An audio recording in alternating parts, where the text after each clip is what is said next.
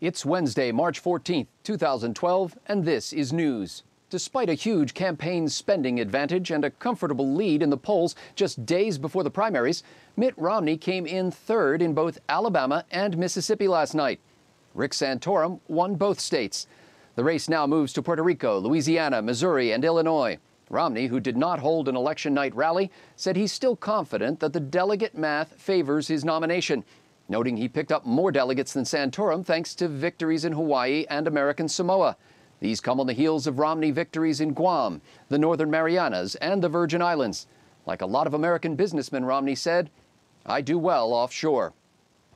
An unnamed Republican National Committee source defended Romney, saying that the former Massachusetts governor is like the Chevy Volt.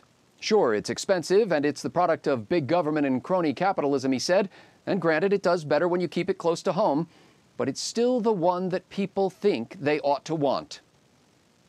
Newt Gingrich finished a close second in both Alabama and Mississippi, saying he's taking the fight all the way to the convention in Tampa, despite having won only his home state and neighboring South Carolina after 25 contests. Addressing rumors that one of his advisors is pushing a Santorum-Gingrich ticket, the former House Speaker said he's not ruling out anything, and he would challenge Vice President Joe Biden to a series of 7 three-hour debates. A Biden campaign spokesman said the vice president is not intimidated by Newt's intelligence or skill and has already offered to face him in a series of 7 bouts of Angry Birds.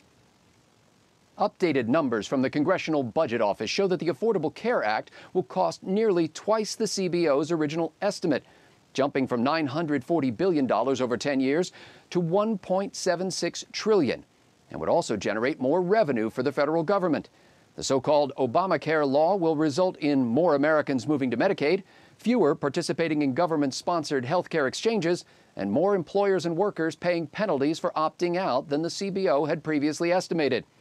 A White House spokesman said the president is aware of rising cost and revenue projections, and he's committed to making the law even more unpalatable to generate additional penalty dollars from those who don't want to participate.